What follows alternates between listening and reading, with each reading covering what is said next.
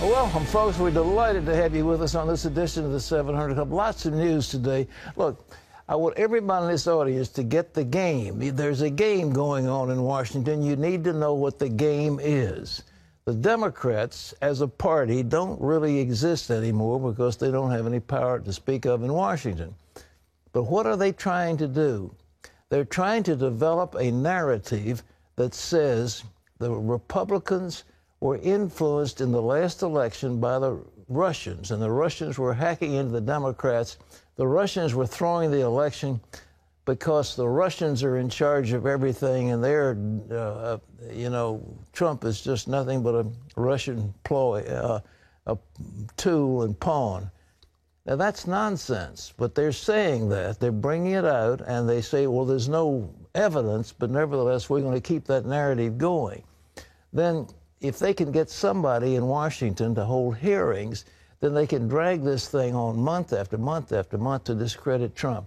While that's going on, the intelligence people who are buried deep into the Treasury Department, into the State Department, into the Defense Department, into the CIA, all these people are from Obama and before that, Bill Clinton and others. They're going to try to do what they can to destroy Trump. And some of them have broken the law already, but that's the narrative. And so I just pray that the Republicans won't fall for it and try to get, oh, we've got to have a hearing to find out the truth of these Russian involvement. The Russians they didn't influence our election. They couldn't. There's no way they could have done it. And so we have a president. But these Democrats will not acknowledge that he is a legitimate president, and they're going to try everything they can to destroy him. In the meantime, God Almighty is working on behalf of our nation and on behalf of our president, because America is a great nation, and we are the friend of Israel, and we are the friend of a lot of people around the world. We're the hope of the world, and we have a president who's going to reassert our authority in the world. So we start with America's relationship with our strongest ally in the Middle East, which is Israel.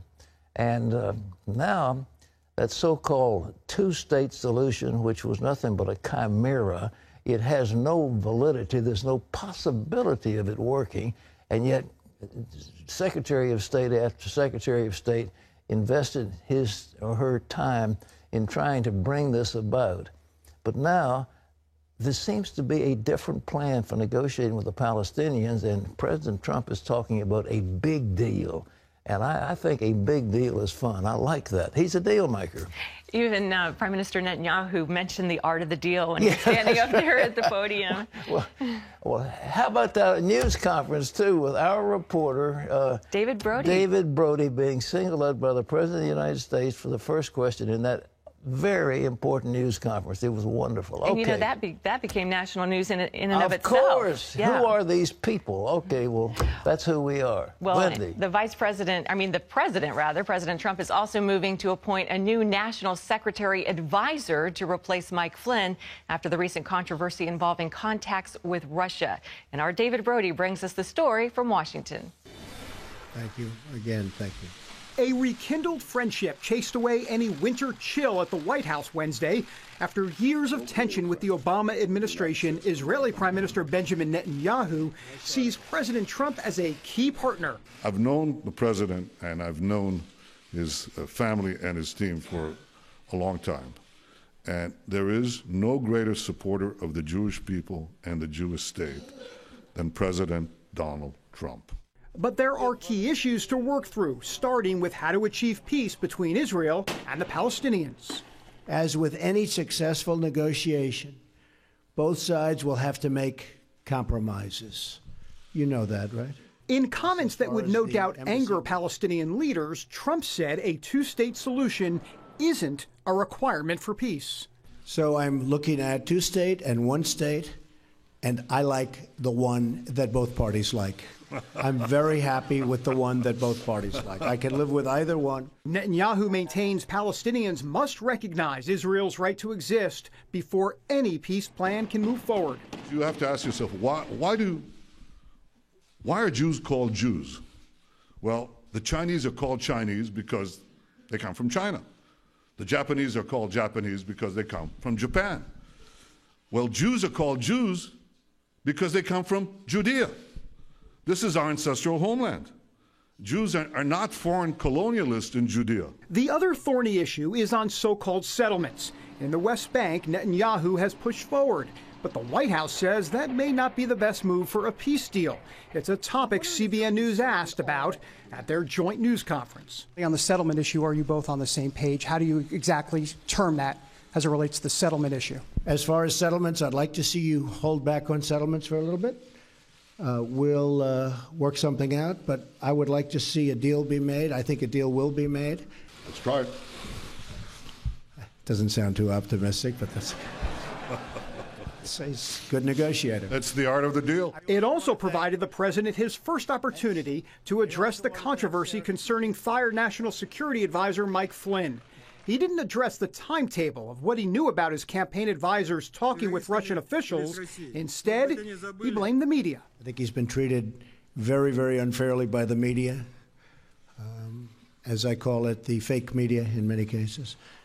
And I think it's really a sad thing that he was treated so badly. I think in addition to that, from intelligence, papers are being leaked, things are being leaked.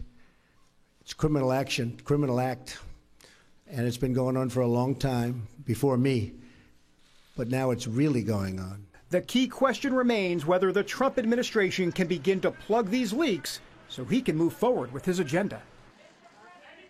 Well, thanks, David. You know, it is astounding that the media has got their noses bent out of shape. These are the media that said Trump was a fake, a phony. He needed to get impeached. You go down the line of all the stuff he lied, he did this. And then they wonder why they're not given preferred treatment in the White House briefing room. MSNBC, ultra-liberal, CNN, extremely liberal. And they're not getting called on, and they get mad. Why? Because a guy named David Brody, representing the Christian Broadcasting Network, gets the first question from Washington. David, that's quite a kudo, brother. Well, I got to tell you, Pat, when I was at the White House yesterday, I probably should have brought the smelling salts. I could have handed them out to the mainstream media members that were probably passed out, a full frontal, right in front of me. Yeah, it's a new day in D.C. for sure, and it was great to be called on. And it's really been a long time coming, and we definitely should be called on. And why? Well, because hello, we've got important questions to ask, and indeed that was what we did yesterday, trying to weave in Israel, the Iran deal into that first question, plus settlements, plus Russia and Michael Flynn. Hey, Pat, I went for the whole enchilada, and I tried to do what I could do. Well, you did a great job. Hey, listen, this Iran thing, is there some hidden thing that the Obama administration doesn't want anybody to know about? Was there something concealed that now is going to come to light? Have you heard about? Well, keep your eye on a guy named Ben Rhodes, former Obama advisor, high-ranking Obama advisor. More may indeed come out here in the near future about him. He's a guy, they kind of labeled him, or at least conservatives labeled him, the pro-Iran wing of the White House, a guy that was not happy at all with the fact that Michael Flynn, who, of course, is a big, staunch supporter of Israel, was the national security advisor. So there's some speculation that he may be behind some of these leaks. The problem with these leaks, Pat, is that they're springing up everywhere. I mean, it could be Ben Rhodes, but quite frankly, it's not just Ben Rhodes. Sources telling me that some are coming, yes, within the White House, folks that didn't necessarily were simpatico with Michael Flynn. So you've got that. You've got the bureaucracy leaks coming from all over Washington, and then within the Obama administration, or the former Obama administration as well. David, you know, I was talking to Drew Parko yesterday about how you fire people. It's not easy to get rid of people. I suppose that they can assign them to a post in Alaska or on the border of Mexico and get them out of Washington. They can do that under the Civil Service Act, can't they? All right. Yeah, well, apparently that would be an option, but, you know, once again, this is going to be a problem, Pat, going forward because Trump came here to drain the swamp, and the swamp is large, and that means that you just don't get a free pass, or, excuse me, you don't just get this idea that you can just go ahead and be a federal worker forever. There are some real inherent issues with that. You know, Obama criticized Mitt Romney, who said he thought Russia was a big problem, and they laughed at him and said he didn't know what he's talking about. But the truth is now they have made Russia front and center, and there's this narrative going around that there's this collusion and that there needs to have all sorts of hearings to discover what that plot is. What do you hear about all that? Well, you're absolutely right, Pat. It is somewhat of a double standard here because, indeed, the president and many of his advisors had said, kind of even laughed off at the time, this whole idea about Russia being this geopolitical force, as Mitt Romney talked about. And now they're the ones peddling that Russia's responsible for everything. So it is kind of interesting. I will say this. Look for Congressman Jason Chaffetz to be in the news quite a bit. He's the head of the House Ethics Reform Committee on Capitol Hill. He's going to be, in essence, the top cop here as a Republican. Watch for him. If he decides to go forward with some of these investigations into Russia and the Trump administration, he'll be on the hot seat by a lot of conservatives for even bringing it up. But there is a sense that he will do potentially something here. And here's the thing. And you know, Pat, you got Lindsey Graham and John McCain and Lisa Murkowski and Susan Collins and a bunch of the moderates playing live on Broadway on Capitol Hill, and they want to have their voices heard. So this Trump administration could be in for some rocky times ahead, especially on Capitol Hill with Republicans. You know, McCain kind of makes me sick. I mean, it looks like he is determined to be the voice of the opposition in the Republican Party to everything Trump wants to do. I mean, what is it with him? Well, I got to tell you, one of the things with John McCain and one of the reasons that he did not, become president of the United States is he had a problem with the real true conservative portion of the base because he has played the establishment card. He has played the bipartisan card up on Capitol Hill. It's worked for longevity in his district, but it didn't work for becoming president of the United States. And beyond that, I think what you're seeing with John McCain is someone who really kind of embodies the whole Washington bureaucratic establishment in D.C. Very well respected up on the Hill, but when it comes to this idea of establishment politicians, John McCain would pretty much be kind of the poster boy for establishment politicians in this country. I don't think there's any question about it. And he wears that with a badge of honor, by the way. I mean, if I said that to him, he'd say, well, that's right, because that's all about bipartisanship and being a statesman. We hear that a lot up here on Capitol Hill. Well, if he sticks a knife in the back of this wonderful president we got. Last question. Robert Howard, Admiral, a SEAL, a man's man. He looks like a great guy. He's going to be the replacement for Flynn? Is that the idea? That's the sense at this point. That's right. He is a former U.S. Navy SEAL, worked under, or was in Central Command, U.S. Central Command under General James Mattis at the time. Went to MIT. I mean, he checks all of the boxes. And, you know, one of the interesting parts of his story, if indeed he becomes National Security Advisor, he actually grew up in Iran. He actually went to school. He's American, obviously, but he did go to school, high school in Iran, and he's actually fluent in Persian. So there's your little tip of the day. There's your trivia tip of the day, Pat. You got it, buddy. Well, you keep it up, David. Appreciate your work. David Brody, our Washington correspondent, who's doing a fabulous job for you and for all of us at CBN. Well, our CBN News Middle East Bureau Chief, Chris Mitchell, is with us now from Jerusalem. And, Chris, the thought was that Netanyahu really didn't want to go gung-ho on building all those houses and settlements, and that Trump was doing him a favor against the hardliners. Is there any truth to any of that? I think there is, Pat. When Trump leaned over to Netanyahu and said, let's go a bit slower in the settlements, that was sort of a political bone for Netanyahu because he's been getting a lot of pressure from the right, Education Minister Naftali Bennett among them, who want to annex parts of the West Bank, Judea and Samaria, or they want to even expand the whole West Bank. So there was something, it helped him out politically here. And I would say, Pat, I just add the reaction here from Israel, including Naftali Bennett, the Education Minister. He says it's a new era in U.S.-Israel relations. He said that actually the Palestinian flag had been taken down from the White House and the Israeli flag put up. On the left, Israeli politicians are lamenting the fact that the two-state solution is sort of seeing an alternative right now. And I was on the phone earlier today with Michael Oren. He's the Deputy Minister of Public Policy, and he was saying, now he lived through the Obama administration for 4 or 5 years, so he knows how bad it can be, and he said it's a new era as well. And let me just add, Pat,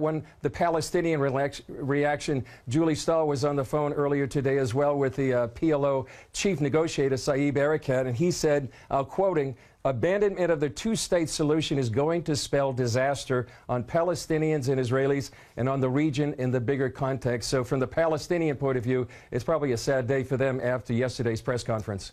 Chris, the President, Trump, was talking about a big deal. And for me, a big deal would be you bring in Jordan, you bring in Saudi Arabia, you bring in Egypt, El-Sisi, and you bring in Israel.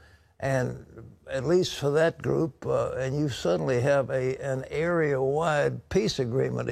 Are they talking something like that, do you think? I think that's exactly what they're talking about, Pat. You know, for years, the holy grail of the Israeli-Palestinian diplomacy has been the two-state solution, and now that press conference yesterday sort of abandoned that. And so I think they're looking at it in a regional context, a regional diplomacy. And as I was listening to the press conference yesterday, Pat, these are some of the things I heard Trump say. We're going to make a big deal, a bigger and better deal than people in this room even understand. It could take many, many countries, and that refers to Jordan, Saudi Arabia, the Gulf states, and Egypt, would cover a very large territory. He says other players at a very high level, so that would include all of those states as well. And this is Mr. Art of the Deal, sort of changing the parameters of the Middle East peace. Well, it's long overdue. Well, last question. Israel and the U.S. seem to be on the same page in terms of Iran.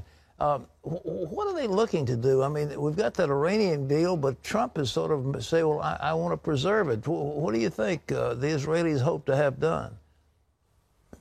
Well, certainly that was probably one of the main things they talked about in private yesterday. I think, first of all, they're going to put Iran on notice. And I think one example is that the Trump administration has already done that by putting Iran on notice after that ballistic missile test just a few days ago. I think that's one thing they're going to do. Perhaps more sanctions. I think Trump doesn't want to necessarily abrogate the whole Iranian deal, but I think we're going to see increased sanctions. We're going to see increased holding Iran accountable. I talked to one Middle East expert earlier today, and he said, look to Yemen. That could be the next confrontation between the U.S. and Iran. But I think we're going to also see, Pat, maybe covert actions going on. And one other thing I'd like to add, Pat, is, you know, I remember in the Cold War days when I was just a young kid, Radio Free Europe. Yeah. And I would think they're going to be talking directly to the Iranian people. Prime Minister Netanyahu did that just a couple of weeks ago. It was sort of unprecedented. And I think we're going to see trying to talk to the Iranian opposition and also talk to the Iranian people. There are a lot of Iranians inside Iran that really detest the Iranian mullahs and what's going on in Tehran. And I think they're going to try to foment part of that opposition. You remember in 2009 when really, President Obama had his Ronald Reagan moment that he could have spoken to the millions of people that came out in the street, and yet he failed to do that. I think we're going to see Trump and perhaps Netanyahu do the same. Well, thank you, Chris. Doing a great job. Again, our reporter in Jerusalem who has his finger on the pulse, his ear to the ground, and he's bringing you the up-to-date story.